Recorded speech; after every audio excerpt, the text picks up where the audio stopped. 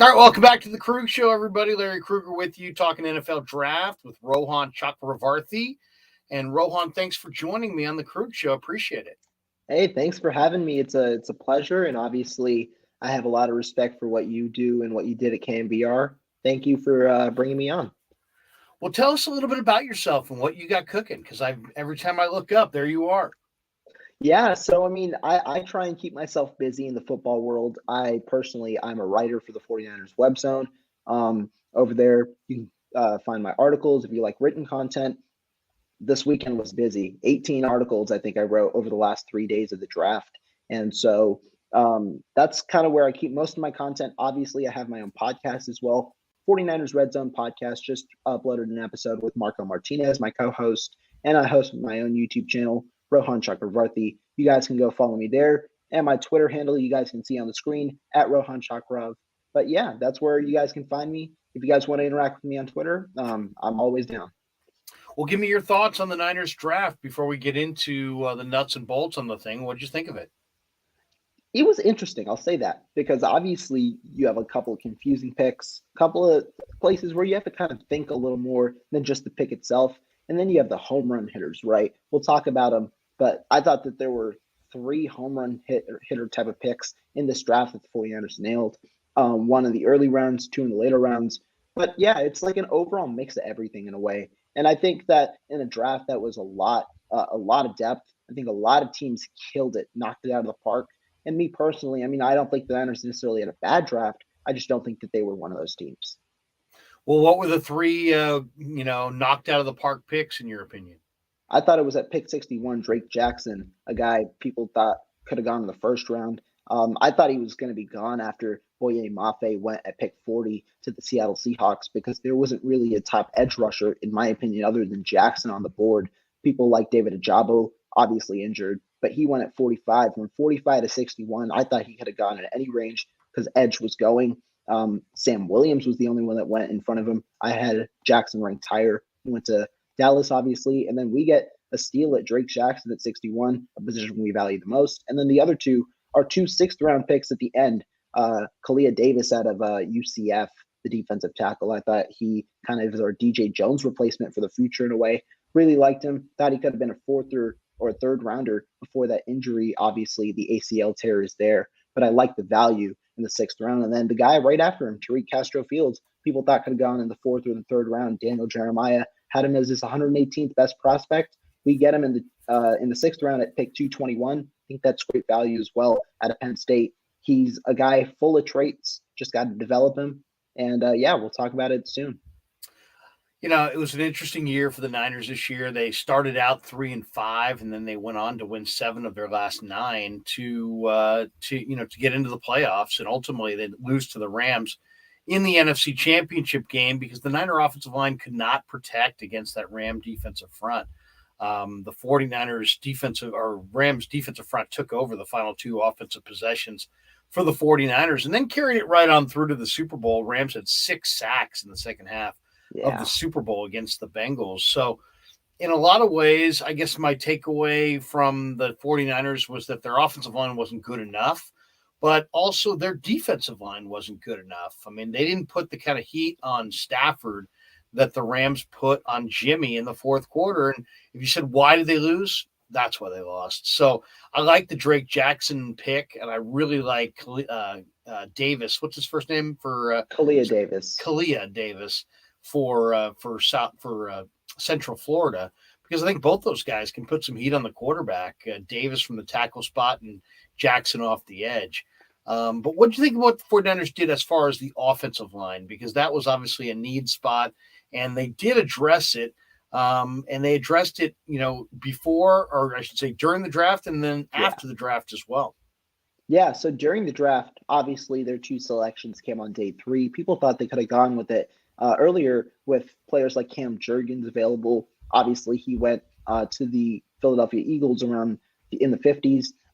I thought he could have been a very good day 1 starting center, but instead the 49ers opt to go only on day 3 and don't take a center instead in the draft. Take 2 versatile offensive linemen, Spencer Burford at 134 at the end of the 4th round. He was at a UTSA, played a lot of tackle, but shifted into guard at the Senior Bowl, and I think he probably projects best as a guard at the Senior Bowl. I think the 49ers reiterated that statement.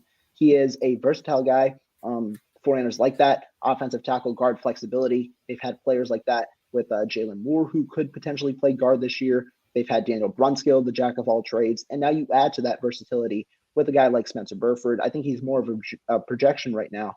He's got the strength, even though he's only at 304 pounds. I do think that he could bulk up a little more to play guard, but he's got the agility. And that's what the most important thing is in this 49ers offense, that quick first step and the agility to get out to the second level in this outside zone type of scheme. I think he fits in very well, and he could be our next guy at right guard. I think he's got a chance to compete, but I think he's a little more away. I think he's a little less pro ready than the other guy that we drafted, a guy who I personally, I thought I liked a little more, at least now. I think Burford has the more potential, but that's Nick Zakelj out of Fordham. And it was interesting because the 49ers said, Adam Peters said post-draft that he was a guy that the 49ers had their eyes on for 4 years, 4 straight years since Zakelj entered the program. And so I thought 6'6", 315, and he moves. He moved the second best out of any offensive lineman at the combine behind Cole Strange. Great guy, agile. He's also explosive, and I think he'd be a great fit at guard, but he could even play center. I think he should compete at center in 2022. John Lynch and company were alluding to that. So that's kind of my 2 thoughts on those guys. What are you thinking? Well, I mean, it's interesting. What do you make of last year's draft class that never got on the field? I mean, Aaron Banks, 2nd-round pick, Jalen Moore played well in the preseason. Do you think that they've lost hope in those guys? Do you think that they're going to plug and play those guys in the starting lineup this year? Where do you see Banks and Moore going into camp this year? Yeah, so last draft, I actually wasn't as mad as many 49er fans. I thought that last draft was a projection for 2022. Trey Lance was the epitome of that. Obviously, a guy who the 49ers didn't really look, or it's not that they weren't looking forward to starting him. It's just, I think they had a plan. They had talked with NDSU people, and the NDSU personnel, specifically their quarterbacks coach, actually thought it was best for Trey Lance to have a redshirt freshman year, which if the personnel there are telling it, I think that that's the best strategy. The 49ers went through that. But Aaron Banks, I thought, was another pick for 2022. Laken Tomlinson was going to get a bag.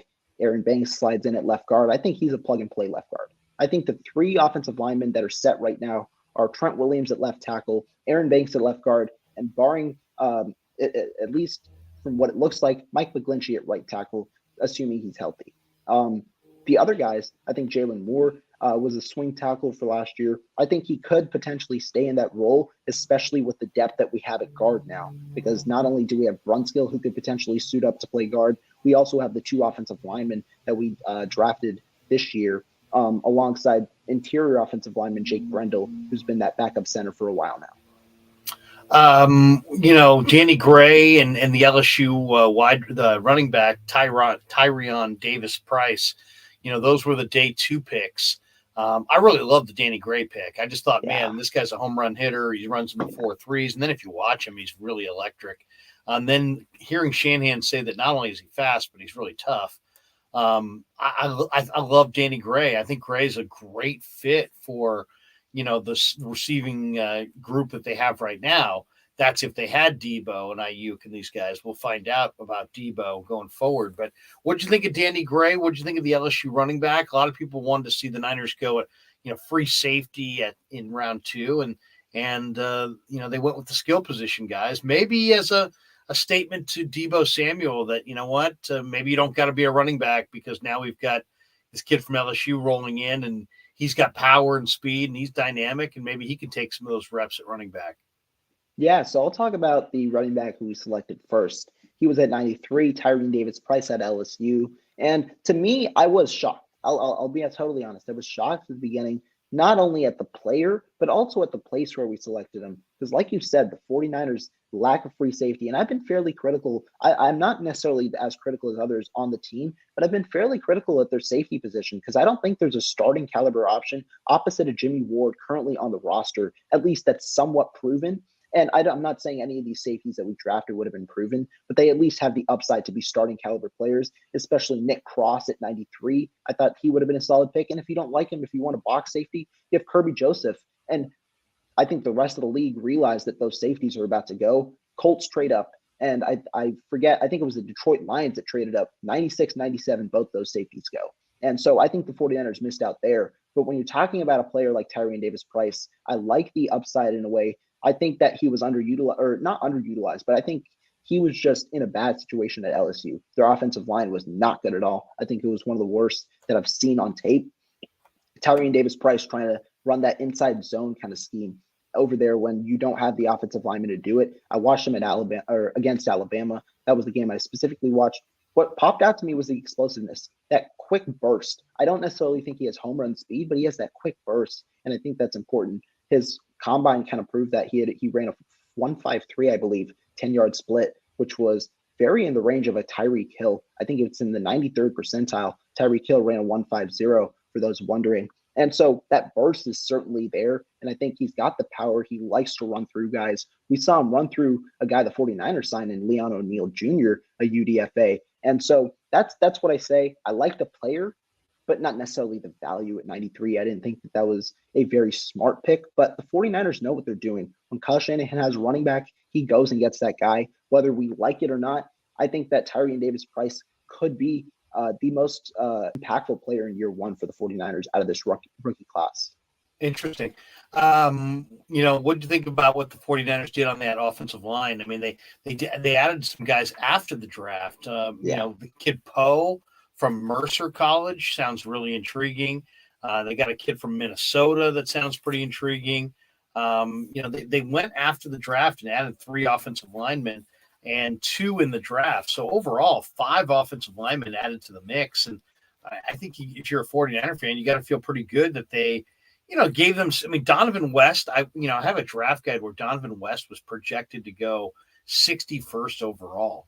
Where he actually could have been the Niners' first selection, and they wound up giving him $100,000 guaranteed, and a little bit of a signing bonus to attract him to the 49ers away from other teams in the league.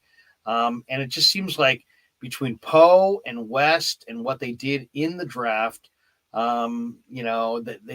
seem like they're fortified on that offensive line, at least with some younger bodies. They may not be first-round draft choices, but at least there's some younger prospects that they are going to get a look at this summer in camp.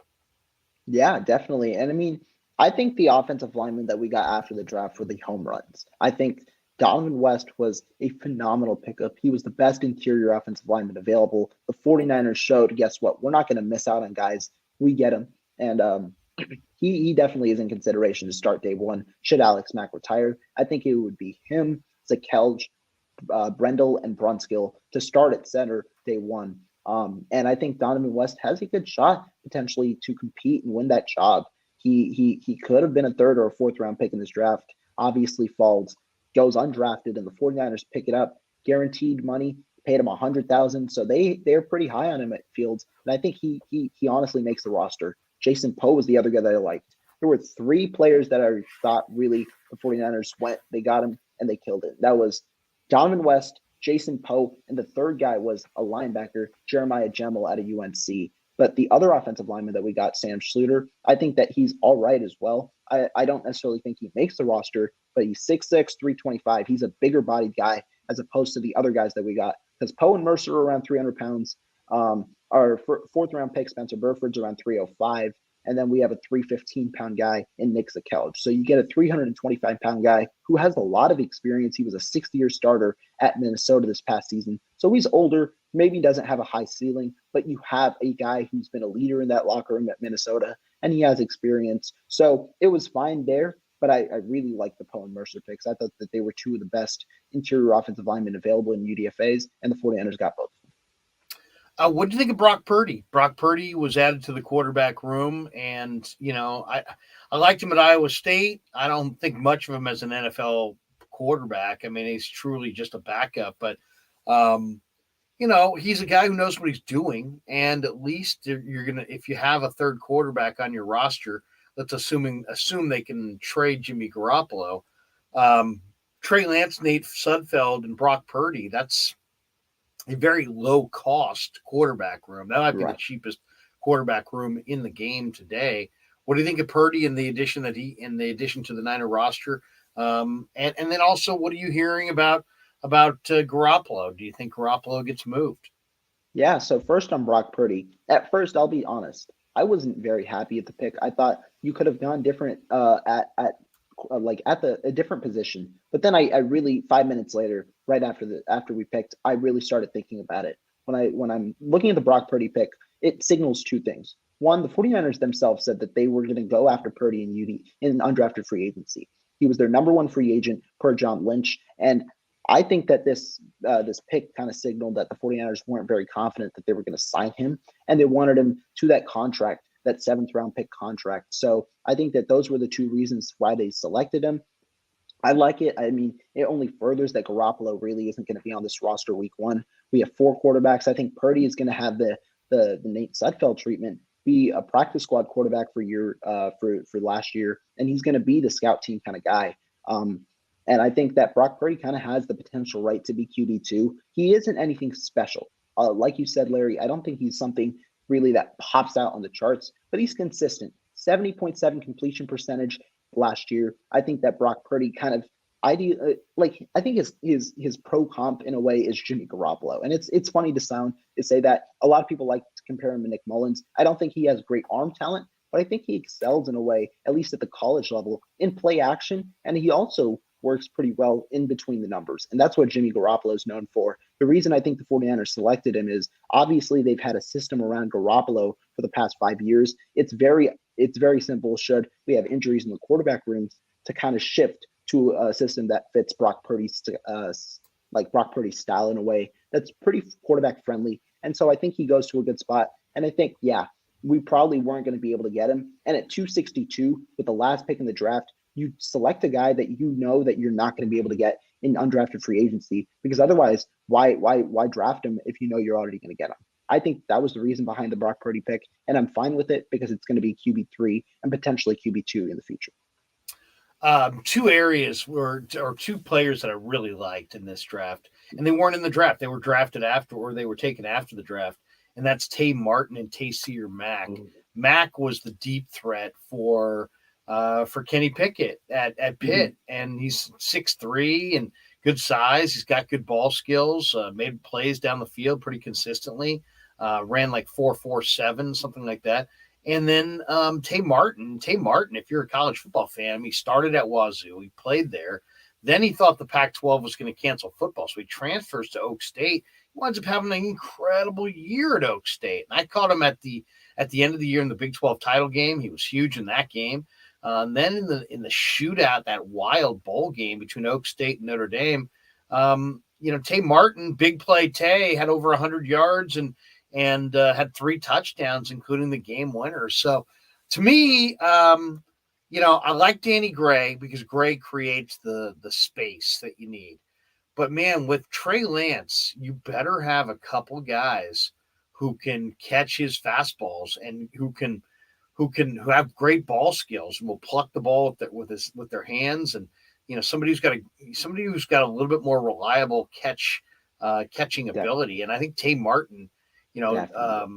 Mack is good, but I think Martin's even better. I think Tay Martin should have been like a 5th or a 6th round pick.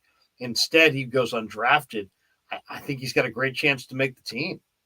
I think you make a great point there, Larry. I think Tay Martin was my 4th favorite behind the 3 I said earlier with West Mercer and Jeremiah Gemmel, the linebacker. I think Tay Martin was my 4th favorite undrafted free agent signing. The 49ers had a lot. I think they signed around 13, 15 players in undrafted free agency. Tay Martin, like you said, I think the reason that I'm really liking this wide receiver room is Kyle Shanahan is just diversifying it. You have Deebo Samuel, the do-it-all, jack-of-all-trades kind of guy. Then you have Brandon Ayuk, your shifty route runner who can excel in a system like Kyle Shanahan's. You've got Jawan Jennings, Mr. Reliable on third downs, big-bodied receiver. Ray McLeod, your gadget. You can use him out of the backfield. He's been utilized in a couple of different roles, and he works well after the catch. And then your next guys are Danny Gray, just amazing speed. And then that 6th wide receiver role, I think that's where competition is going to be. Right now, it's between Marcus Johnson, who we signed in free agency, solid special teamer for the Indianapolis Colts last year. I think he caught like 9 passes last year for 160 yards, somewhere around there. We've got the other guy is Malik Turner, who's had experience with the Seattle Seahawks, so we know him. And Tay Martin, I think, are three candidates to make the roster. Tate Martin provides something else. Reliable hands, like you said, is very important. I think that we need those reliable hands because we've got a guy, especially in the short range with Trey Lance, who fires it in. Tate Martin has some of the more reliable hands in this draft, at least especially in undrafted free agency. Not necessarily home run speed, but with the way that he runs routes and the way that he gets out of his breaks, especially in the short game, when you have a guy, a deep threat like a Danny Gray, I think it's great to have a complement like a short game guy like Tate Martin. It's interesting. The secondary is an area where I thought they needed help, and they brought Jason Verrett back today. And who knows? It doesn't sound like Tart's coming back, but he's still out there if they want to go in that direction. But at safety, they have Jimmy Ward and Talanoa Hufanga, and they've signed, George Odom from the Colts, who's a special teamer. They have Tarvarius Moore, who's now healthy. They just signed Leon O'Neal at A&M. And I've heard that Tariq Castro-Fields from Penn State, maybe might wind up at safety. I think Dante Johnson clearly could play safety if they wanted. Are they fortified enough at safety coming out of this thing, or do you think they didn't do enough there?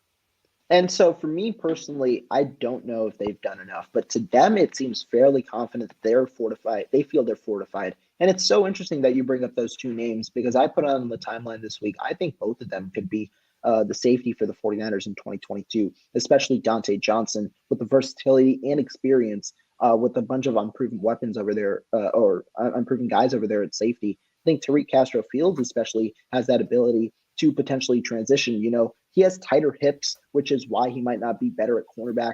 But I think him himself with that 4.38 speed, great length, great size as well for a cornerback, 6'1", 200, which can profile at safety. The only thing he has to improve on, obviously, is his tackling, with I think Dante Johnson's a little better at. So if you're looking for an option, I really would not rule out Dante Johnson to start at safety in 2022.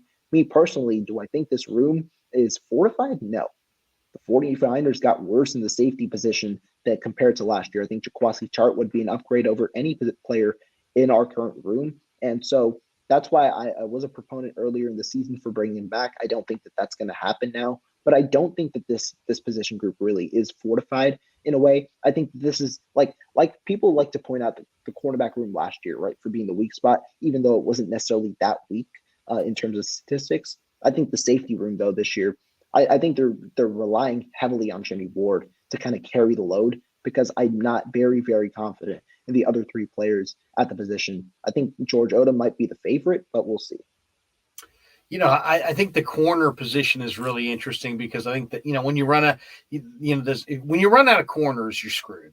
It's as simple as that. And it's like I've talked to so many secondary coaches through the years. And I remember an old guy I used to work with. He said, you know what, Krueg, what's the key to good cornerback play, good DB play or good safety play, good corner play? What's the key to good coverage in the NFL? He's like, there is no key. There is no secret. It's good coverage. The key to good coverage is good coverage. In other words, you got to have the talent. You can't get by with just guys. You got to have players who can actually play the position. And if you do, you're in a good spot. But if you don't, man, there's no way like middle of the year. I mean, we saw it last year. 49ers had problems depth-wise on the corner. They had to go to Josh Norman, and Josh Norman couldn't run anymore. So he punched out, 6 or 7 fumbles, and that was impressive, but he couldn't cover, so that was a problem. I don't think they want to be in that spot again this year. So they're pretty fortified. I mean, think of it. If you have 5 corners, you've got pretty good depth. They've got Ambry Thomas. They signed Charvarius Ward. That's 2. They got Emmanuel Mosley, who could probably move into the slot. That's 3.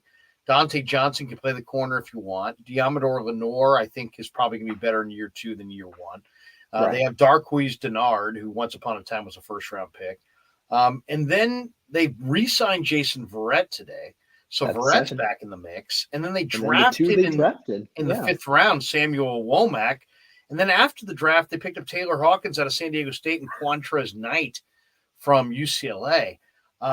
I watched a lot of San Diego State, and I watched a lot of the Bruins this year, and I like both those guys. And I couldn't believe that neither got drafted. I'd never heard of Womack, but then reading his stuff and seeing an interview that he did, I mean, Rohan, this guy is cocky. He's confident. It reminded me of DJ Reed a couple of years ago when I interviewed DJ, and he was very much the same way. And that's a trait that you really have to have if you're going to play the corner. So, Right. I love the pick of Womack. Now I realize that a lot of people are saying, "Hey, he was an undrafted free agent, it was a reach, and this and that." I don't put a lot of credence in that, just because beauty's in the eye of the beholder, and the guy that you get in the 5th round could be the exact same caliber prospect to the guy that you get in the 7th round, who could be the exact same caliber prospect to the guy that you get as an undrafted free agent. So I don't think there's a huge disparity between a 5th round pick and a 7th round pick and an undrafted free agent. I think they're all kind of very similar. But what did you think of those 3 guys? Womack sounded great in the interviews. He's a smallish corner, maybe 5'9", but he's got great athleticism, and he went from walk-on to 2-time captain in all conference. That's pretty good. Hawkins was tremendous for San Diego State. Quantrez Knight, I love Quantrez Knight. I mean, he's a player. I mean, I don't know if he's a corner or a safety or a special teamer or some combination thereof, but Quantrez Knight came away with some big plays for the Bruins this year. So give me your thoughts on how they upgraded on the corner, including the decision today to bring back Jason Verrett. Yeah, it's funny because Samuel Womack, I'm sure I wouldn't have heard of him. And then I realized, where did I remember that name on draft day? And where did I watch that guy? And I was realizing, because I watched Tyson Anderson, safety out of Toledo. And then Samuel Womack obviously was right there. And he's a guy who has ball skills. 17 PBUs last year at Toledo, of course, a smaller nation where he's obviously tasked to do a lot. And 17 PBUs last year, he was thrown out a lot, and he defended the ball a lot. 2 interceptions, and he had 37, I believe, in 3 years at Toledo. He's the leader in franchise history for Toledo in terms of pass breakups. So he definitely has the ball skills. Me personally, yeah, sure, it was a reach. He was projected to go undrafted, but after looking at the profile and seeing a little more of him, I think that it is an intriguing pick. I think that at his size, 5'10", 190, he's got great speed, 4.38 runner. He's pretty solid in coverage, and he's got the ball skills that the 49ers don't really necessarily have in that secondary. So that's where I think the Womack pick is nice. The one question I have is he's 5'10", 190. K'Wan Williams was 5'8", 175, but Williams played bigger. And so can Womack tackle? The 49ers love tackling, especially at the slot position, where Williams was one of the better run defenders over the past couple of years. And we got to see if Womack can develop into that. Diamador Lenore struggled a bit in that range last year, and that's why he really fell out of depth chart at the cornerback position. But if Womack can develop as a tackler in addition to his coverage skills, I think it would be a great steal in the late round 5. And Larry, I want to tell you one thing. What I heard about Womack, like you said, his personality, and the 49ers, they love personalities in that cornerback room. Charvarius Ward is one very similar to that, who's very, very confident in his abilities, and that's necessary to play corner. And so Samuel Womack, what I heard about him from my co-host Marco Martinez is that the 49ers were actually very high on him. And there was an area scout. I searched him up, and I found out who it was. I believe it was, I'm forgetting his name now, but it's Steve somebody. Steve Rubio. Steve Rubio is his name. I remember him. And he actually scouted Mike McGlinchey back there. And Steve Rubio said, Samuel Womack is the guy that I want. You never hear area scouts really pounding for their guys, especially later in the rounds. But he was pounding to John Lynch and Cal Shanahan that Samuel Womack was that guy. And I think that really, like when an area scout puts that much emphasis into a Toledo player in round 5, I think that kind of shows the 49ers might be getting something here. And even if it isn't a great pick, you love for that area scout to kind of show out and speak up for a certain player. It shows that might be something special. Well, and don't forget, I mean, you think of Toledo. Toledo's in the MAC. The MAC was a really good conference this year. I mean, Kareem Hunt played for Toledo. I mean, it's not like some secondary level. Right. And yeah, Womack went from walk on to all conference. And if you hear him interviewed, I mean, he's got tremendous confidence in himself. He says he's a press man corner. He said, I'm a lockdown corner, man. And he's real cocky and confident, and that's what you need to be. So, the size is 5'9". He's not a bigger corner. He's a relatively smaller corner, but the agility's there, and then the 40 times there. I think the workout numbers are there. The collegiate production is there, and I think he's got a lot of the makeup for what you're looking for as a shutdown corner. So I'm eager to see what he looks like come July. What do you think of linebacker? I mean, they have Fred Warner, they have Greenlaw, they have Azeez Al-Shaair, they have Demetrius Flanagan-Foles. They signed Oren Burks from the Packers. They have Curtis Robinson, the former Stanford linebacker, as a special teamer. But they got a guy, Jeremiah Gemmel, who they call the General in North Carolina. And this guy makes a lot of tackles. And, it's like he was impressive to me. And then they also got the San Diego State kid, Sagoon. Is it Alubi? I think it's Olubi, yeah. Alubi, yeah. And San Diego State had a really good defense. And Alubi's obviously, he's an undersized guy. He's probably a special teamer, but he's pretty athletic. What did you think of their additions at linebacker? And who knows? I mean, it's going to be very difficult for Gemmel or Alube to make this roster at that spot. Right. That's how loaded they are there. And you alluded to this earlier. 49ers are going to have competition. Cornerback, we have 9 players that could potentially play at cornerback this next season. And obviously the 49ers aren't carrying 9 cornerbacks. Linebacker, you just named 5 players who I believe are going to make the roster. And then on top of that, we have 3 or 4 other guys who can compete.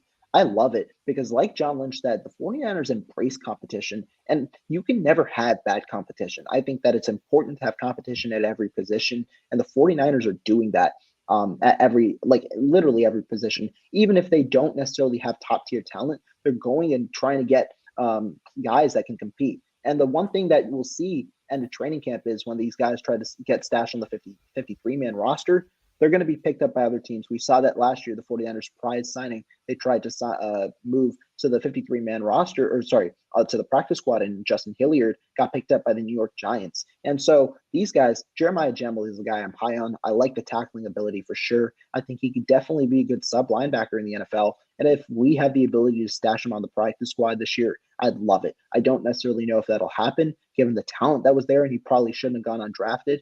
But he's a guy that I think that they definitely are high on, and they definitely made an effort to go out and get him following free agency. So he's a solid guy as well. I think the San Diego State guy that you said, Sagan Olubi, as well. I mean, these are guys that you bring in to compete. I don't know if you'll make the roster, but if not, they have a good indication of who they can put on their practice squad. And if one of those guys picks up off waivers, guess what? You have another guy that you like that you can go and compete, put him on the practice squad, and then elevate him should you need to via injury. Carolina went with Matt Corral in this draft, and they already have Sam Darnold. Do you think that takes them out of the Jimmy Garoppolo sweepstakes? Do you see a new contender for Jimmy? And what do you think is the end game here? We all have been asking ourselves this question for months now, but do we get any clarification or anything that was cleared up in any way on during draft night or draft weekend all the way, all 3 days? And I honestly don't think we did. Carolina obviously went up to select Matt Corral. I was a little skeptical. I think Matt Corral is great value in the 3rd, but Carolina, a team with no picks in this draft, drafted in the 1st and then drafted 4th, 5th, 6th, 7th. They trade up, trading a 3rd-round pick next year to get up and get Matt Corral in the 3rd round this year at 94. Good value, but do you question the trade up? And to be honest, I don't think that they're out of the Garoppolo stakes. Obviously, adding another quarterback to the mix makes it unlikely, and it requires the 49ers to bring back Sam Darnold in a trade because they're not going to carry $45 million and have 3 quarterbacks on the roster. Instead, they're probably going to carry 2. But I don't think it takes them out of the race. But it does complicate things. But me personally, I don't believe Matt Corral is ready. I don't think he's ready to start. And we saw this in Chicago last year, where they didn't put a great product out on the field around Justin Fields. Matt Nagy gets fired. I think, to be honest, I do think that Matt Rule's job is in jeopardy. And especially if he doesn't start Matt Corral this year, there is an easier bridge to go out and get a new coach for Matt Corral, who's essentially going to be a first-year starter in 2023 if that's the case. So I don't think that they're out of the race. But there is a team that I've heard that emerged, and that is the Houston Texans. Obviously, they got Lovie Smith as their new head coach. They have Davis Mills, a nice young quarterback. But obviously in the NFL, as we've seen in the past couple of years, especially with the Houston Texans this past offseason, guess what?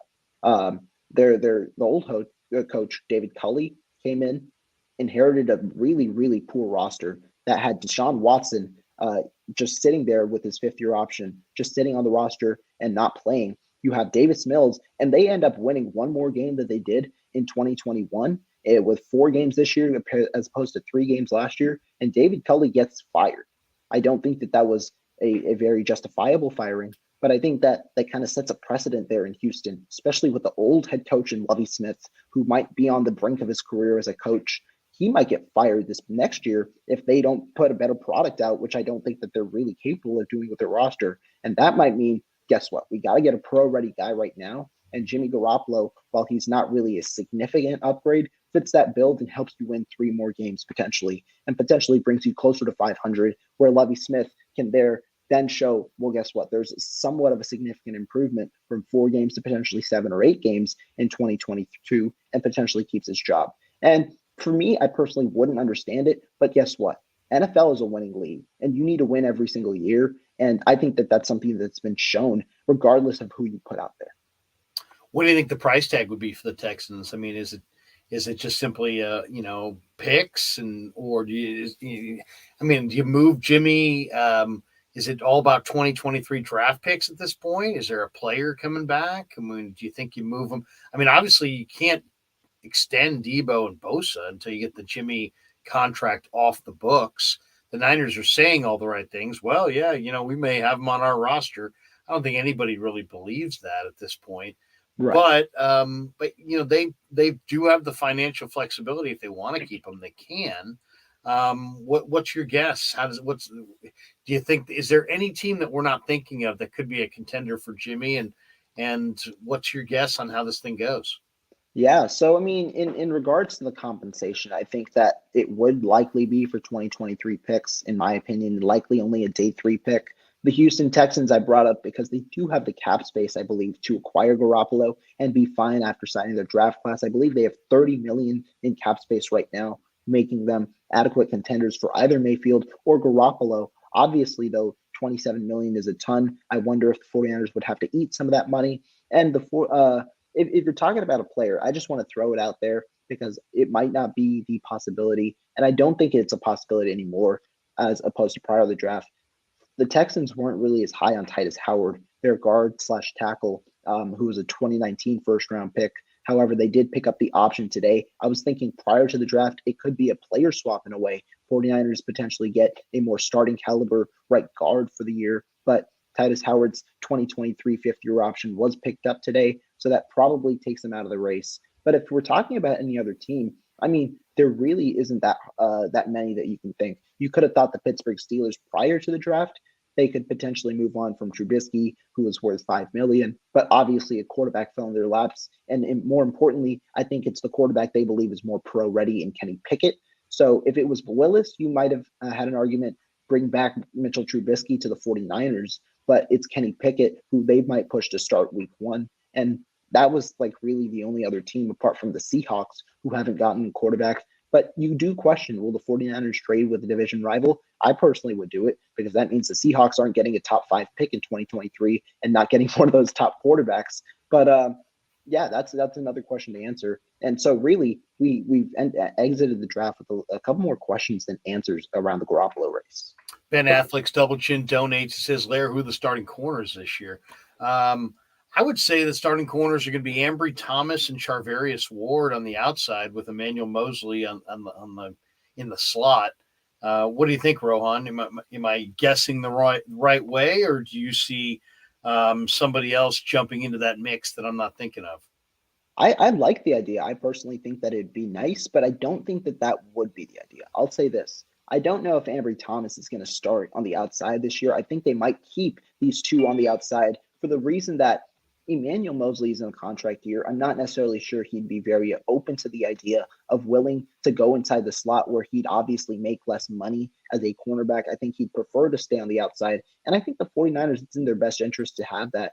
Emmanuel Mosley obviously is a very physical corner, would embody what they'd love in a slot cornerback. But he played very well last year when he was healthy in the 12 games that he played. One of the better cornerbacks, one of the more underrated cornerbacks, average or allowed a passer rating, I believe, of only 74. And if you look at the NFL teams, that's like the like 32nd best team had an average passer rating of 74. So that's very above average for a cornerback. I think he's better suited on the outside given the year that he had last year, and I think he'd prefer to play on the outside. And that obviously raises questions about the slot position. I think the 49ers are kind of leaning that way as well. John Lynch said it's an open position at slot cornerback rather than saying that they would potentially slide E-Man to the slot. And I think that it will be an open position where Womack can compete, Jarquise Denard, Dante Johnson can compete, Deontay Lenore, of course, can compete, and we'll see whoever else enters that race as the offseason prolongs.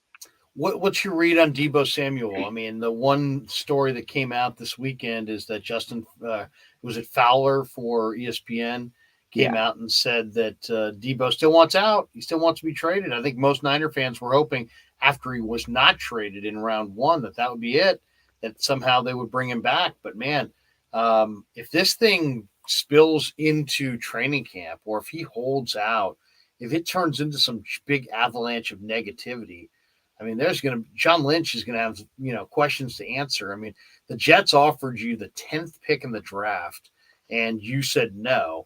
Okay, well, if you said no because you're going to get this done and you're going to kiss and make up with Deebo, that's one thing. But if you said no and then he winds up holding out and he's unhappy and he still wants out and it becomes this huge dark cloud hanging over the team, then the joke's on you. Yeah. And it may cost him his gig. I mean, I know Jed loves him and Kyle loves him, but the reality is if you mismanage the thing that badly, there's always a chance that, the fans are going to basically say, you know what, you should be out. And I could see the drumbeat start to build for Lynch being out if somehow, some way Deebo holds out or he winds up getting a whole lot less. I mean, they're now in a dangerous area here. If you don't want to trade him, don't trade him. But you got to kiss and make up and you got to make it right. If you can't make it right and you didn't trade him and didn't get an asset for him, and now you're forced to, separate from him at a lesser price, man, there's going to be some tough questions thrown his way, and you're not going to just be able to say, you know what, no comment, I don't want to talk about it. You're going to have to talk about it. You're going to have to comment, and people are going to be pissed. What's your read on Deebo and where it's going? I think Deebo Samuel, like, there are two sides to it. Obviously, I could understand why Deebo Samuel potentially wanted to get traded prior to the draft. Why? It's because you'd have a contract in place. Obviously, playing on a $4 million option when you've been valued much higher over your past year isn't as enticing. So Deebo Samuel, obviously, if you get traded, guess what? His good friend A.J. Brown got traded and got a great deal. And Deebo Samuel kind of wants that deal to happen sooner than later, obviously, hence his request to be traded. Because when you get traded, especially on near draft time or on draft day, you're going to get a deal in place alongside that trade. And so Deebo Samuel would have had $25 million a year or $60 million guaranteed, somewhere around there, if he got traded. However, now that he isn't traded, I think there is a little bit of breathing room for the 49ers. I don't know if they necessarily will go head on at it immediately. Obviously, Deebo Samuel doesn't feel as happy, but overall, I do think that Deebo Samuel, it's in his best interest to acquire a long-term extension this offseason as opposed to next offseason. And he has a precedent now. A.J. Brown just got his deal. Deebo Samuel should be using that as a baseline. And I think it's a little more clearer to where the negotiating terms have to be for John Lynch, because obviously before you were bargaining with something that was really, really hard to bargain, because Tyreek Hill broke the bank with 72.2 total guarantees in terms of millions of dollars, 52 million guaranteed at signing, which was unprecedented at the wide receiver position. A.J. Brown brings that back to an equilibrium. 57 million in total guarantees. I'm not exactly sure. It hasn't been released on the guaranteed at signing yet, but I'd expect mid 40s, which is where the 49ers should aim, right? Maybe give him 65 million guaranteed, 48 million guaranteed at signing, 44 million guaranteed at signing. Guarantee the first 2 years of that contract, pay him around $22 million a year, and then you're in a way where it's a team and player friendly contract. Obviously, after that, if Deebo Samuel is proven to be injured, you can move on from him after that third year, which would be his rookie year, this upcoming year, then his next 2 years. But if he's playing well, he can negotiate a long-term extension following that. And you can also backload the contract so he'll never see that money. And it's a good contract for both the player and the team. I do think that there is a chance that Deebo Samuel does sign an extension now. I think it's likelier than before because obviously there isn't an apparent destination or an apparent return for the 49ers, whereas they could have gotten 2022 draft picks. But Larry, as you said, if the 49ers botch the situation and they end up trading Deebo Samuel, I think that would have been worst case scenario. Trading him and not getting quality players that can produce in 2022, I think that would be worst case scenario for sure. Yeah, I mean, it's a tough spot they're in because I mean, do you think that Deebo will get north or south of 57 million guaranteed from the 49ers?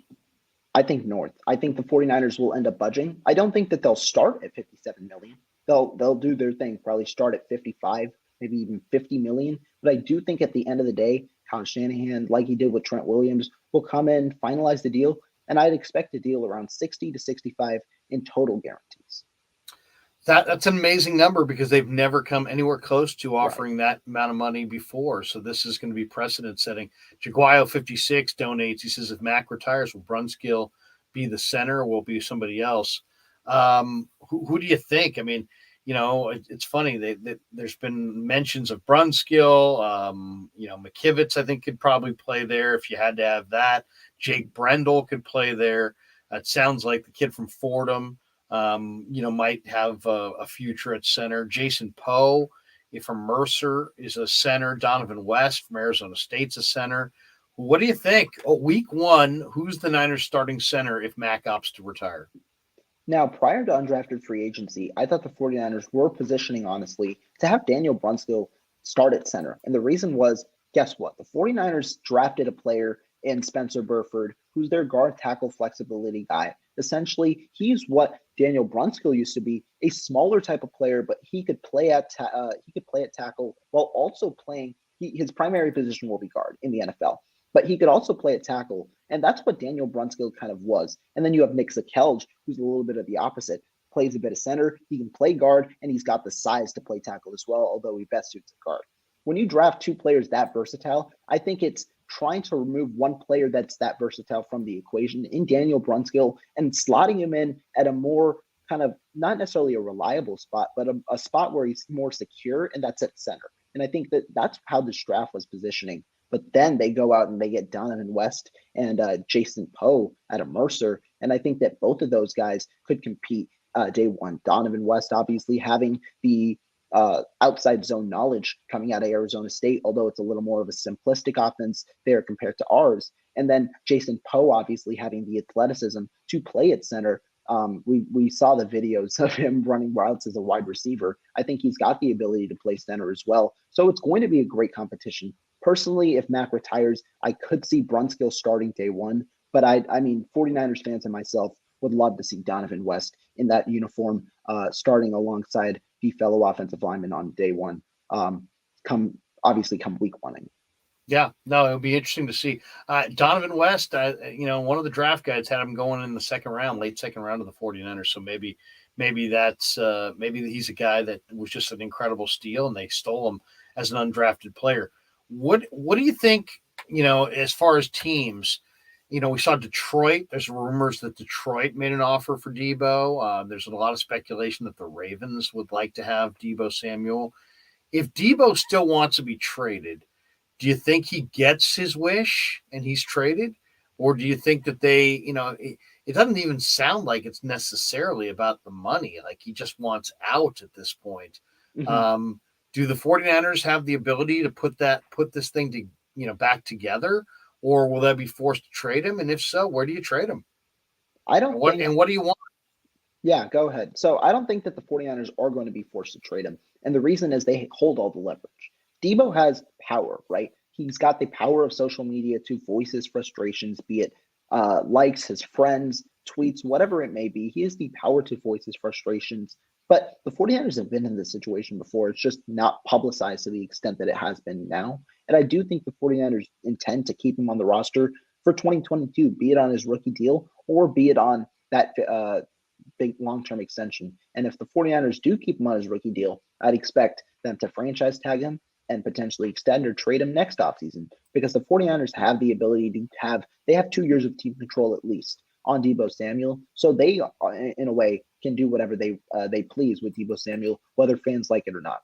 Me personally, I'd love to see Deebo Samuel get paid, but in the in my opinion, the unreality that he does get traded, I think there are certain options that could still be present. I mean, the New York Jets, I don't think they have that much confidence in Corey Davis, who hasn't really excelled expectations or exceeded expectations since going to New York. Deebo Samuel presents you with a bigger bodied guy like that, like a Corey Davis, but obviously a much better talent. You have him, Elijah Moore, and Garrett Wilson, three guys that can be versatile and move into the slot on the outside, and even in the backfield with Moore and Samuel. I think that'd be a great place for him to go.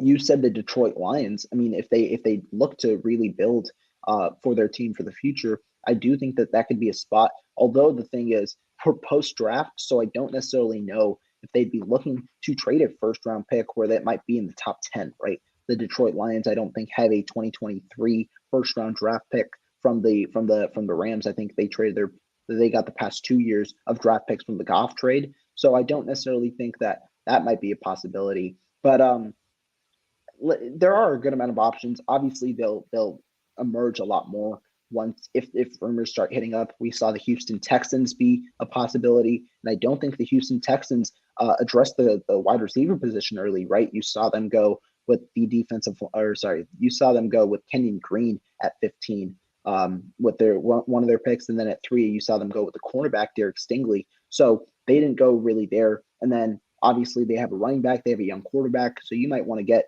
the top tier receiver there. That could be a potential option. But in reality, in my opinion, I said this, I honestly think it's not obviously contractual language, but I think Samuel in a way has a no trade clause in that he can refuse to sign an extension with a team that he doesn't want to go for. And obviously that takes them off the market because you're not going to trade a first round pick for a guy that you're not going to be able to retain.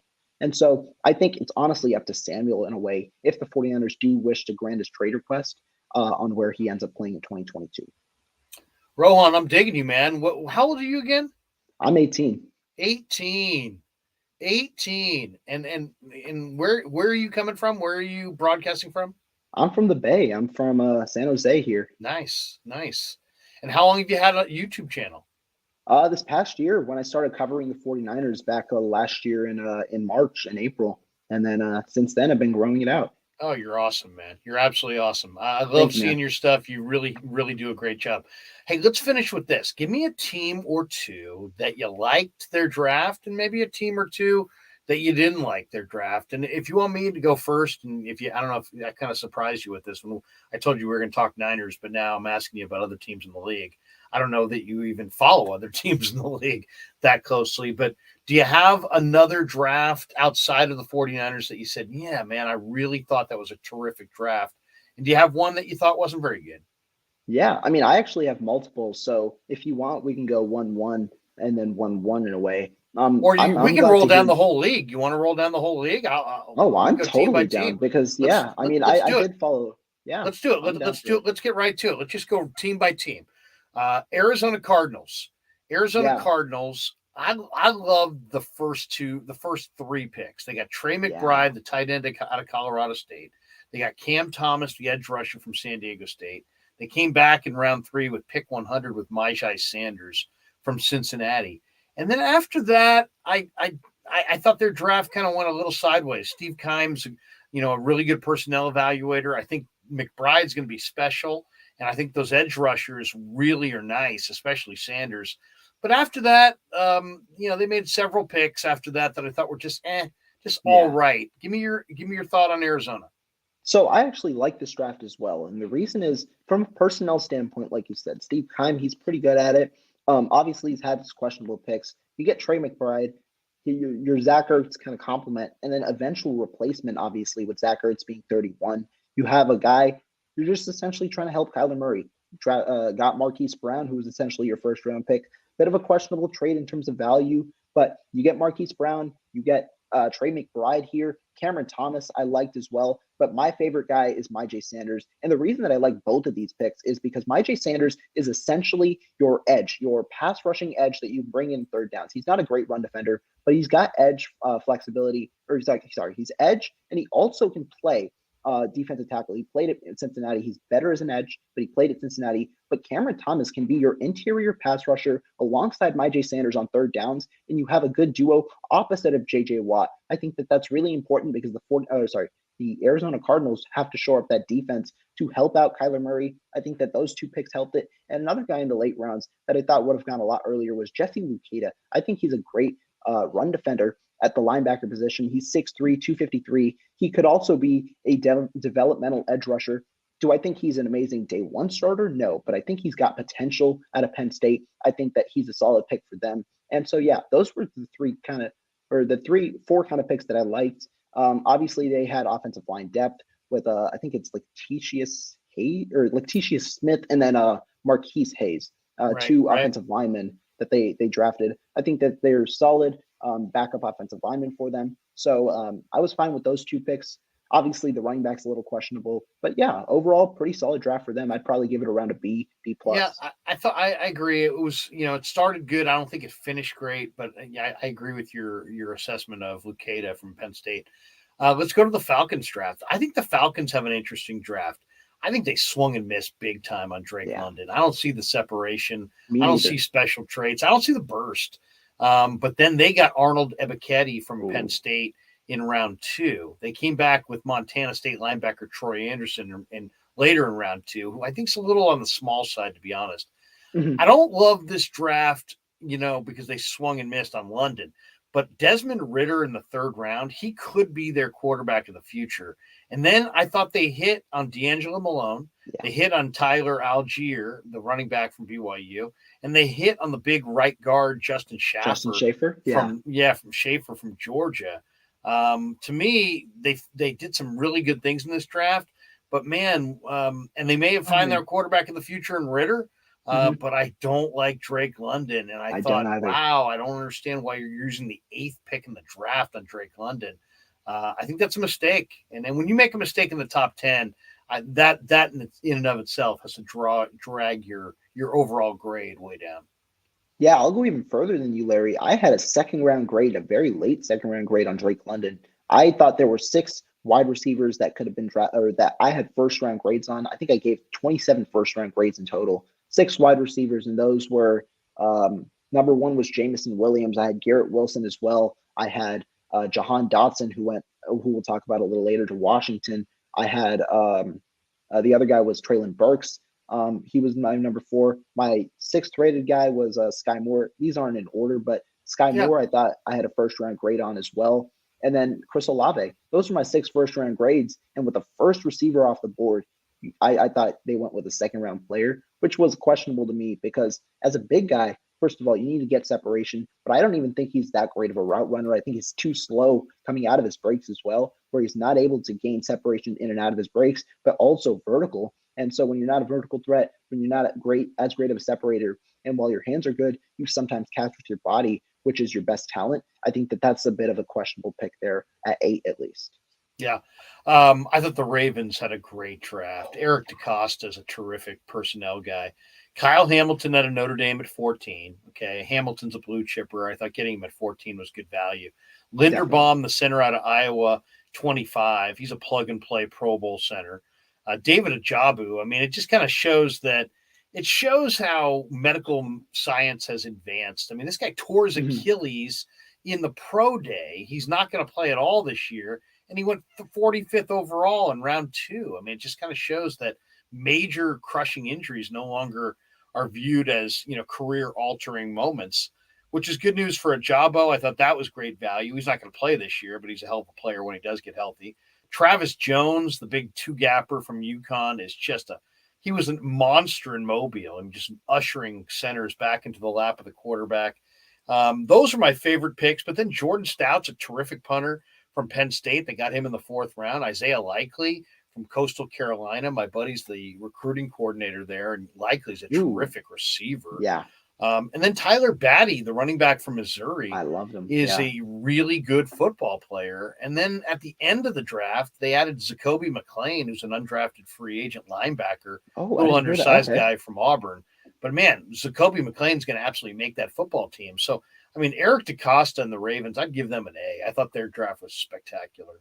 And it's crazy, right? Because I mean, when I'm talking about the best draft, Ravens undoubtedly reached that. And it's crazy because they had so many picks, and you're like, oh, are they going to trade up? Are they going to trade up? And they get valuable players in almost every selection. Kyle Hamilton falls to 14. They get him. And I'm not the biggest fan, I'll be honest. I'm not the biggest fan of Kyle Hamilton. I prefer a lot more of a coverage type of safety. I think Kyle Hamilton works best out of the box. But next to Marcus Williams, wow, that is a phenomenal place. That's the best place Kyle Hamilton could have dreamed to go. And I think he's going to thrive because he's next to Marcus Williams, who's a great coverage safety. You talk about Tyler Linderbaum. They said he's going to start day one. Solid center, you know that. And then a Jabo. I mean, there were two teams after day one that I mocked that could have gone with the Jabo. And that was if the Tampa Bay Buccaneers traded out, I thought that they could have selected him because they have depth at the position and they also have a need for edge in the long term. But it was also the Baltimore Ravens who have the ability and who have the amount of picks that they can take a guy like a Jabo and still be fine in the short term while also getting a phenomenal player, probably a top 5 edge. I mean, not top 5 edge, obviously, but also a top probably 10 pick in this draft at 45.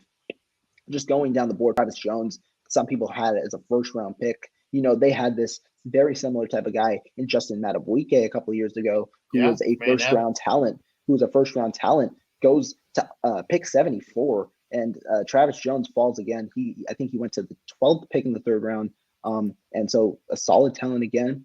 But I mean, you just go down and down. Charlie Kolar, Jalen Armour-Davis is a Baltimore type of guy. Kolar is your TE2. Isaiah Likely is your slot guy. Now that you've lost Marquise Brown, you get a punter in Jordan Stout. And then Tyler Beatty is just great depth for a room that just loves running backs over there in Baltimore. I think that this is a phenomenal draft.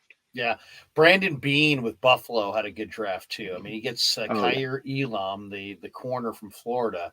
But I mean, Josh Allen, you think about the weapons he's got with Stephon Diggs and Gabe Davis and Dawson Knox. And, you know, they just have a lot of weapons there. They add James Cook from Georgia in the second round. They come back with Khalil Shakir in round 5 out of Boise State. Then they get I punted 85 yards, Matt Ariza from San Diego State.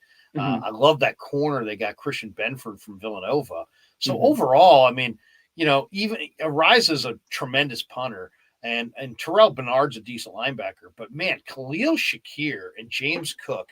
Shakir's got unbelievable ball skills and is really spectacular. And then Cook is a running back in name only. I mean, he's a tremendous receiver. So now you've got, you know, Cook to go with your other running backs. You had Shakir to go with Gabe Davis and Stephon Diggs. Suddenly, I mean, I think Shakir's ball skills are as good as anybody in this class. And now Josh Allen has 2 more really lethal weapons. And the Benford corner from Villanova, that kid's, he impressed me. I didn't watch him at all this year. I just saw him on the draft coverage. The highlights. He looked great in those highlights.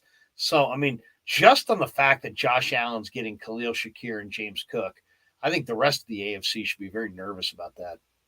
Oh, yeah. I mean, I'll speak on a guy that you didn't touch on too much, and that's Kaiir Elam.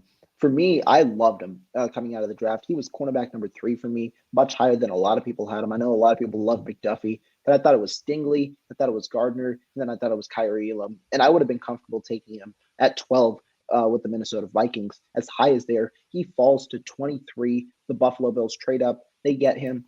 Phenomenal value, and you need it. You need him because who did the Buffalo Bills lose? Levi Wallace, their outside corner who started for them. They didn't really replace him. They have Taron Johnson in the slot, one of the better slot corners in the NFL.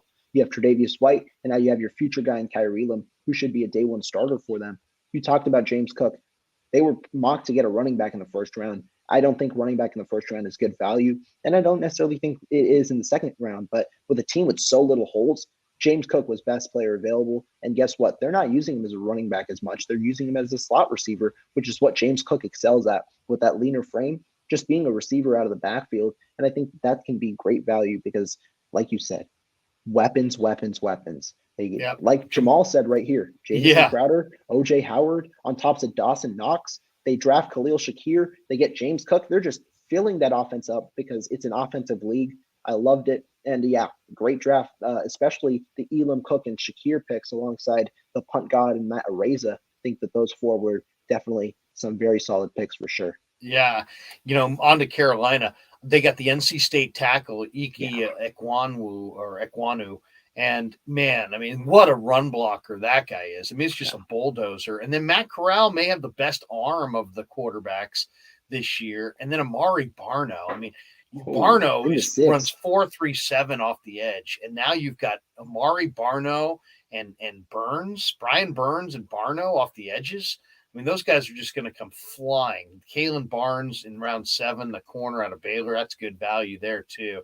But I thought Barno was the pick, Corral, and obviously Ekwonu. I don't know if they're still going to want Garoppolo. It sounds like they still may have some interest in a veteran quarterback after all.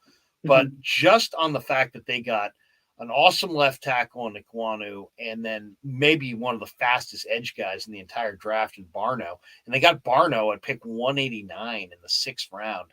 I kind of like what Carolina did. Now I don't love all their picks, but those picks really stood out. Yeah, and I mean, I'll speak on the Barno pick first because there was a statistic that I kind of want to put out there. Carolina is one of the most diverse defenses in the entire NFL with defensive coordinator Phil Snow. They ran 3-3-5 packages, I believe, 26% of the time, more than any other team in the NFL, 3-3-5. And then also the 4-2-5 and the 4-1-6, which they ran 18% of the time. And so when you look at it, it's just a bunch of diverse defenses. And I think that's where Amari Barno will fit well. When you run a 3-3-5, you allow Amari Barno to be an outside linebacker, potentially a edge rusher in a way. And Amari Barno obviously is 6'5", 246, but his range is great. And so if you place him as an outside linebacker in a 3-3-5 scheme, you're not only allowing him to utilize his pass rushing and run defending skills, but also allowing him to use his speed to get to those players. And I think that that's where he's going to be valuable. And I like that pick for them for sure. Ika I thought Makwanu. Yeah, go ahead. Oh, go ahead. I was just going to. I thought you were done, but yeah, I was just going to say Chicago. Chicago, with their new GM Ryan Poles, who Mm-hmm. came from Kansas City. I Yeah. thought he had a really good draft. I mean, Kyler Gordon, I thought was the better. I know McDuffie went in the 1st round, but I really like Kyler Gordon from the Washington Huskies, the corner, and then Jaquan Brisker. I thought the Bears did a really good job at addressing their secondary. And Oh then yeah. not only that, Bayless Jones Jr. added to their quarterback. To me, Justin Fields to Bayless Jones Jr. is going to be really fun to watch. And I thought Braxton Jones was one of my favorite offensive linemen in this draft. He played at Southern Utah. Bears got Mm-hmm. him in the 5th round, and if you saw the highlights, his highlight reel was incredible. And then the edge rusher from Miami of Ohio, Dominic Robinson, used to be a wide Oh, receiver, and they got him in the 5th round. and I'm the not next pick loving as the well. Bears day 3 picks, but man, as far as hits, I thought the Bears hit, round 2, round 2, round 3, round 5, round 5. I mean, I thought their first 5 picks were all hits, and I would not be surprised if Gordon, Brisker, Valus Jones, Braxton Jones, Dominic Robinson all become starters for Chicago. I really like the job Poles did. Yeah, and I mean, Larry, I'm seeing this kind of trend in a way. And like in years past, we could definitely identify these really poor general managers who don't necessarily do a good job, like a Dave Gettleman, perhaps, or guys that aren't necessarily out of a job. But you see these young guys, or not necessarily young, but newly experienced players or personnel. I think Brad Holmes, we talked about Detroit, or we're going to talk about Detroit in a minute. I think Brad Holmes did a good job last year. When you talk about Ryan Poles in his first year, he did a pretty solid job. I mean, all the guys, right? Joe Douglas, we'll talk about in a minute. Phenomenal job. You see all these first year, second year kind of general managers, and it's nice to see them kind of starting off their careers with pretty solid drafts, as opposed to missing, reaching, and showing inexperience in a way. Because these guys, it seemed poised, right? I think it's really hard for Ryan Poles, at least, right? You got to stay. You don't have a first round pick in your first draft. You've got to stay put at 40 and make sure and hope, pray to God that a first round talent falls to you rather than trading a bunch of assets to trade up. And instead, they get Kyler Gordon. I personally didn't have a first round grade on him, but at 40, I think it's pretty good value. And I think that Kyler Gordon definitely a press corner. I think he's got Chicago just excels at getting defensive backs and developing them.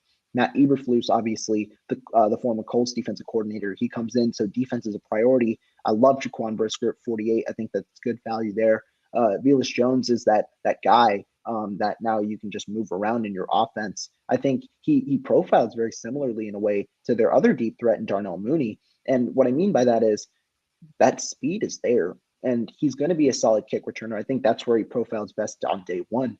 But he definitely should have an expanded role in the offense. Dominique Robinson, I thought I had a third or fourth round grade on, probably a fourth round grade, but still to get him in the fifth, especially at the end of the fifth, I think that's very solid value for a developmental outside linebacker slash defensive end. And for a team that has a defensive coordinator, I like the emphasis in a way on defense with 3 of those first 5 picks, but also trying to help out Justin Fields. The Bengals went to the Super Bowl this year, but man, I thought they did a great job improving their secondary. Oh, yeah. They get Daxton Hill out of Michigan. They get Cam Taylor-Britt. And there's a lot of belief the Niners wanted him. They traded to 60 right in front of the 49ers at 61 to take Cam Taylor-Britt.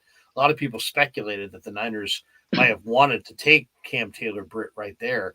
I love the highlights from Cam Taylor-Britt, the Nebraska corner. And then Tyson Anderson from Toledo, you already mentioned him. So they get 3 players who I think can start in their secondary. And then the edge rusher from Coastal Carolina, Jeffrey Gunter. In the 7th round. That's a steal. And then they get Clarence Hicks as an undrafted free agent. So I thought Cincinnati did a decent job considering they didn't have a ton of picks. They didn't have a 6th round pick, but they still got 3 nice players for their secondary and a steal of an edge rusher in Gunter. Oh, yeah. And I mean, my favorite, obviously, is their first rounder, Daxton Hill. He was safety number 2 for me on my board. And I thought he could have pushed safety number 1 in terms of Kyle Hamilton because of the coverage skill and the versatility. I love Dax Hill out of Michigan. Speed is there. He's got the ability to play slot and safety. And I think he could profile at slot cornerback as a starter this year and then push back to safety alongside Jesse Bates because Von Bell is getting a little older. You have a nice, formidable duo who has the ability to. They have range. They're kind of like do-it-all safeties in a way, and I think that they'd be next to each other. But he's also insurance. If Jesse Bates desires a big-time contract, they can't negotiate it past the deadline. I think is October 15th or something like that. And then he kind of requests a trade or whatever next year. I think this is your good insurance, but if not, you play him next to it. And Cam Taylor-Britt is another versatile guy. He can play outside. He can play in the nickel, and he can play at safety. I think Cincinnati really wanted to shore up that secondary after shoring up that offensive line in free agency. I think they solidified the 2 biggest kind of holes or the 2 areas that were causes for concern last year. And I think that they did that with these 2 picks. You mentioned Jeffrey Gunter. I like the edge presence of Jeffrey Gunter, and I think he'd be solid. And I mean, the reason that it's a good pick in the 7th round, first of all, it's the 7th round. You get value in the 7th round. That's amazing. But also you have Trey Hendrickson and Sam Hubbard, 2 young guys who are there to start. So you don't necessarily have to rush a guy like Jeffrey Gunter into the mix early, but also give him valuable reps. Sam Hubbard, I believe, is entering his 5th year of his contract. I think he was a 1st round pick. So if Jeffrey Gunter shows enough, he could profile as a starter next year for the Bengals, opposite Trey Hendrickson, where he'll get a lot of one-on-one opportunities. Yeah, Gunter was a monster in Indy. He weighed in at 270, and he looked really, really agile. The Browns had kind of a weird draft, kind of hit and miss, but man, they hit on a couple guys. Alex Wright in the 3rd round. I mean, watch out for Alex Wright opposite Myles Garrett this year. And then they got Perrion Winfrey, the big defensive tackle from Oklahoma, and they got him in the 4th round. Winfrey might have been one of the best players, regardless of position, at Mobile for the Senior Bowl. I thought those were really strong. And then Jerome Ford, I mean, the Cincinnati running back, the Alabama transfer, to get him in the 5th round at pick 156, that was a steal. I mean, Jerome Ford in the 5th round is a tremendous pick. Now, some of their other picks I wasn't a huge fan of, but Winfrey, Ford, Alex Wright, even Martin Emerson, the 3rd round pick out of Mississippi State, the longish corner. I thought the Browns, it was hit and miss, but their hits are going to be big because Ford's going to play, Winfrey's going to play, Wright's going to star, and all these guys, they had a bunch of picks, so they wasted some of their picks, in my opinion. But I like what Cleveland did. Oh, yeah. And I mean, Cleveland was another team, right, without a 1st or a 2nd round pick, but they made the most of them. Martin Emerson, I mean, that's good value in the 3rd round, obviously. He's got the size, 6'2", 200-pound guy. He's pretty strong in press coverage, a little slower than you'd want at the cornerback position, a little handsy as well, but he's a developmental guy, and they've done pretty good at developing those quarters. Greedy Newsome, a guy who was mocked as a guy who was handsy as well last year at the 26th overall pick, had a very good rookie season for the Cleveland Browns last year. So I think they've got a pretty good track record in developing those cornerbacks. I think Martin Emerson is a solid value pick in round 3. Alex Wright, like you mentioned, good defensive end, 6'5", 270. He's long, and I think that he's got the ability, like you said, to potentially start in the future opposite Myles Garrett.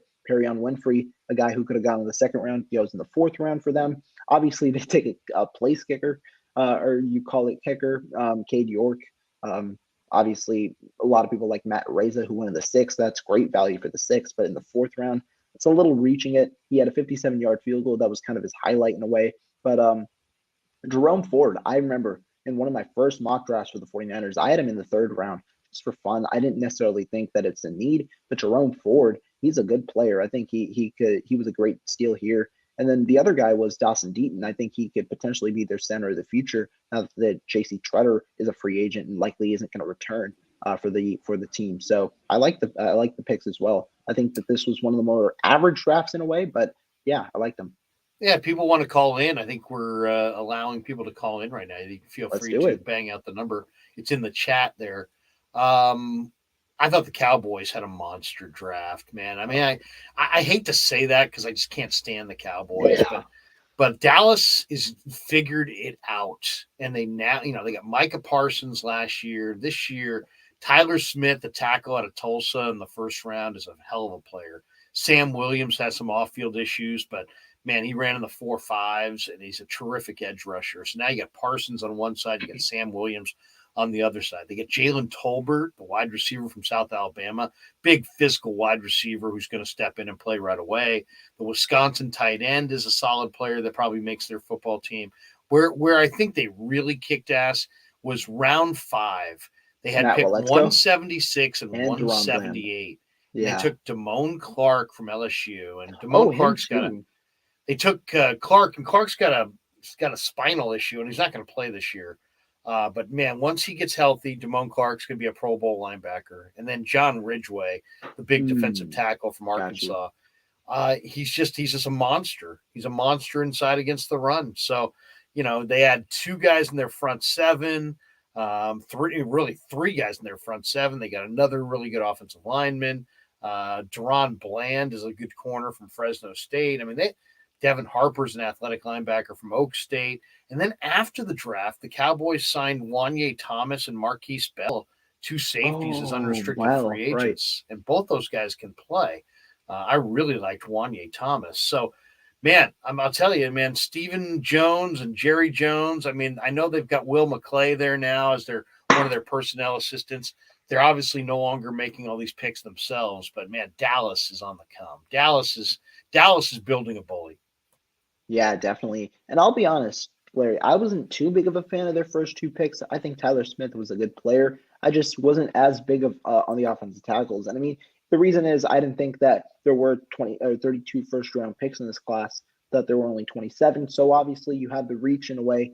But yeah, I mean, they needed an offensive tackle, probably a guy who plays guard at first, slides over to tackle in replacement of Tyron Smith in the future, but also when Tyron Smith gets injured, because that's going to happen. We have Sam Williams, who had the off-the-field issues, but also a pretty solid outside linebacker, 6'4", around 260. He's got good speed as well, ran 4.57 at the combine. So a good athlete there. Randy Gregory, in a way, that's his replacement for the future.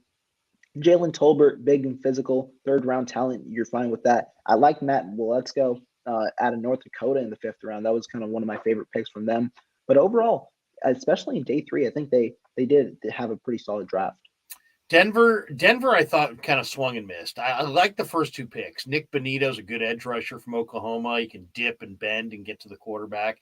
And then Greg Dulcich. I mean, Dulcich, remember that name if you're a fantasy football fan when you go put your team together next year, because Russell Wilson is there now, and Dulcich, they traded Noah Fant. And Dulcich is awesome. I mean, he at UCLA. I mean, he's just a receiver. He's a big time receiver. I love those two picks. So they get the edge rusher, they get the tight end. After that, I thought Denver kind of screwed up. No, Faion Hicks is not bad. The corner out of Wisconsin, they got him in the 7th round. I'm not a huge fan of that draft. Didn't really like it, but I loved Benito and I loved Dulcich, and I think they hit on both those guys. Yeah, I like both of them. Benito at 64 is fine. I wasn't as high on him pre-draft, but at 64, I'm good at. Damari Mathis, I also liked in the 4th round. I think that he's got some potential. Was it a little high potentially? But I think he's got potential. But they're round 5 and round 6 picks. They pick 4 guys. They're not necessarily that high in any of those 4 guys, and I think that it wasn't really a great use of their mid-round selections. So I think that their first 3 to 4 guys, I think that they've got some contributors there, potentially some rotational pieces. But yeah, I mean, apart from that, it wasn't really that amazing of a draft. And it's not necessarily a knack to the Broncos. It's just with so much talent in this class and so many teams having good drafts, it's just one of the less impressive ones, to say. I don't know who's drafting for Detroit, but man, they had a terrific draft. I mean, think about this. I'm telling you, that guy up there, Brad Holmes, the Brad former LA Holmes from the guy, Rams. He had a terrific draft. He's going to be something. Yeah. Aiden Hutchinson from Michigan. Then they go Jameson Williams. They get the home run hitter out of Bama. Josh Pascal was one of the safest players in the entire draft, the edge rusher from Kentucky. Kirby Joseph from Illinois, the safety, is a hell of a player. Malcolm Rodriguez, the Oak State inside linebacker, is terrific. He's just short. And then James Houston, the 4th out of Jackson State, they list him as an edge rusher. He's probably more of a stacked backer, but man, he can put a lot of heat on you. That's a great draft. And then they added Derek Deese Jr. as an undrafted free agent tight end. But in my opinion, Rohan, they got 5 defensive starters in Hutchinson, Pascal, Rodriguez, Joseph, and Houston. That's a phenomenal draft. This is the best draft I've seen the Lions have, maybe in my lifetime. And I mean, that's saying something. I'm getting up there. Definitely. And I mean, it's a great start to a new regime, right? You said it. The first pick, Aiden Hutchinson, was he maybe the best player on the board? Not necessarily, but he's safe. And the Lions need safe players, and they also need players at the edge position, which is going to be important in Dan Campbell's defense and Aaron Glenn's defense over there. So I do like the pick. I think they are transitioning to a 4-3, making it a little more valuable as well, because Aiden Hutchinson doesn't necessarily have as big of a responsibility, but also in 3-4 situations, Aiden Hutchinson is a pretty strong run defender as well. And so I'm fine with that pick. Jameson Williams, I like it for 2 reasons. I thought they finessed the Vikings in that trade. A lot of teams traded a lot to trade up. The Detroit Lions traded some of the least capital in terms of trading up, and they get a top player. I think he was a top 5 player on my board in the class. I love Jameson Williams out of Alabama. Great value there. Obviously has to heal from the torn ACL, but it seems like he's ahead of recovery. Like you said, Josh Pascal, pretty solid player.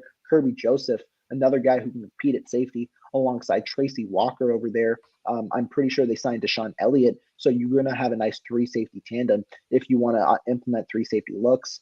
But Malcolm Rodriguez, he's fast at Oklahoma State. And James Mitchell, a pretty good blocker. You have TJ Hawkinson and then you have Mitchell who can block.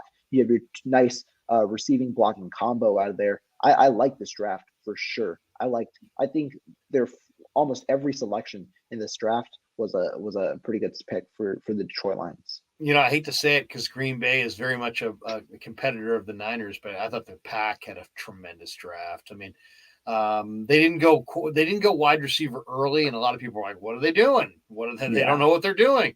They know what they're doing. All right, they went Quay Walker, who's a tremendous athlete from Georgia, runs like the wind. Devontae Wyatt, I thought was the best defensive tackle in the entire draft. I really did. Ooh, okay.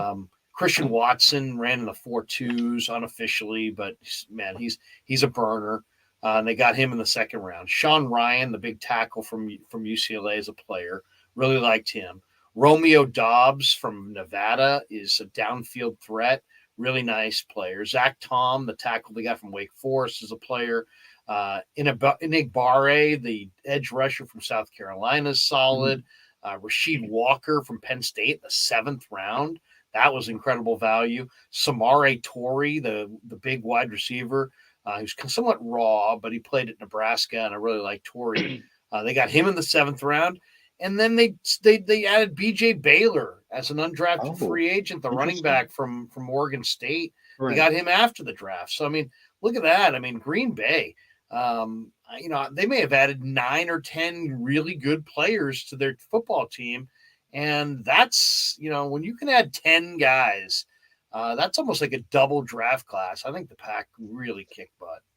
Yeah, I agree. I mean, Quay Walker, he was my actually one of my linebacker draft crushes going into the draft. I didn't think he'd be drafted this early or as linebacker one per se, but pretty solid player. And I mean, the Packers know how to utilize their linebackers. Obviously, have a strong core. It was interesting given that they re-signed Devondre Campbell, so I want to see what Quay Walker's role is there. Devontae Wyatt, pretty solid. I thought he was a first round talent. They get him at 28, and then they trade up for Christian Watson, their wide receiver of the future. Get two strong offensive linemen and Sean Ryan and Zach Tom. Pretty solid. Zach Tom probably slots in to compete at center for them. Sean Ryan is that guard tackle flexible guy. He played at both positions at UCLA. Romeo Dobbs, another solid wide receiver. Kingsley in the fifth round is good value with that compensatory pick. So definitely some solid picks. Not to mention Rasheed Walker over there from Penn State in the seventh round. So yeah, I agree with you. I mean, they continue to get value, and the Packers, I like their strategy where they don't have to push one position early, right? They get the best player on the board and in their eyes, and they continue that way, getting positions like wide receiver when they see fit. Indy had a really interesting draft. I'm not an Alec Pierce fan. A lot of people like Yeah. Alec Pierce. Jelani Woods, I thought was overdrafted, but they Hmm. got Nick Cross, the safety out of Maryland, in the third round. And I thought that was a tremendous pick. Overall, I think Chris Ballard is a really smart GM. Right.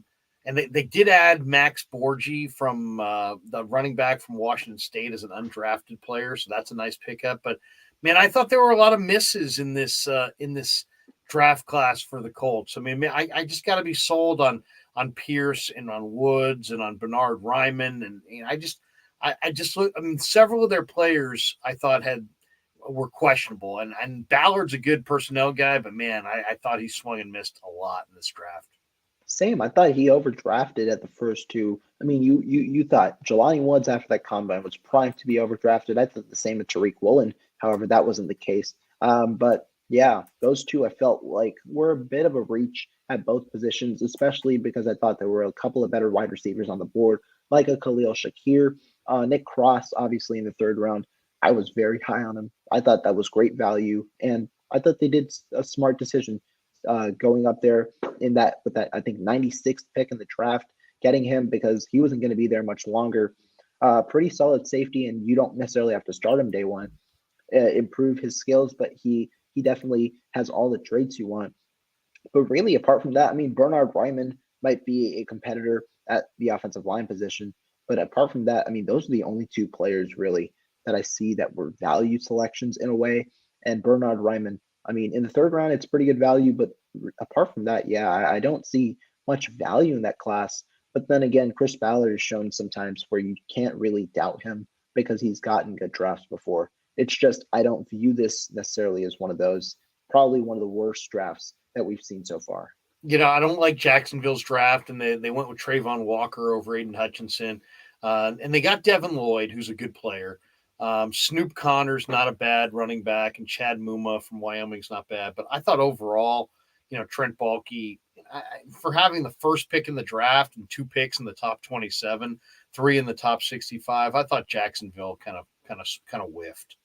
Yeah, definitely. I mean, Trayvon Walker, I was high on early, and then Trayvon Walker got too much buzz for me. I thought that the smartest pick would have been Kayvon Thibodeau, but they went Walker. Trent Baalke likes those long arms, so they go him. I think Walker will be a solid run defender. A lot of people comp him to Jadeveon Clowney. I think that's all right. But Devin Lloyd, pretty solid value. I had a first round grade on him as well. Get him at 27 after trading up, but then again, the trade up to get him was a ton of value that you gave up. I thought you could have stayed put at 33 and potentially grabbed Devin Lloyd as well, or get one of the other linebackers on the board. It wasn't a great move up for me. Luke Fortner is solid. I think he has a chance to compete. Brandon Linder retired this year, so they do have a slot at center that they really need to fill. But Chad Mova was fine. Snoop Connor was fine, but really not really a great draft for a team that you, like you said, you'd expect to have a number one overall pick. I would have liked to see a couple more selections from them. And as Larry, as he comes back in a minute, I'll continue on. And for those of you guys that saw the call link in the description, be sure if you guys want to kind of hit up that. Kansas City was the next team on the board as we wait for Larry to come back. I like Kansas City's draft a lot. I think they had one of the best draft classes in all of the entire draft. Trent McDuffie at 21 was pretty solid value. I had him as cornerback number 5 in the class, but I thought he would be drafted 4th because we saw a guy in Andrew Booth have a shoulder surgery. So you have Trent McDuffie there, drafted 4th over the 4th cornerback over there at 21. George Karlaftis, I'm not a big fan on him. I didn't have a first round grade, but it's fine value at 30. Obviously, he can be there next to Chris Jones on that defensive line. Sky Moore, though, Sky Moore was the home run hitter at pick 54. I think Sky Moore was a great selection. Brian Cook, another solid selection over there at 60. I think it was 62. I don't think that I think it was a bit of an overdraft, but Brian Cook has started potential. And I think it's important because you have a guy, Tyrann Mathieu, who you had previously.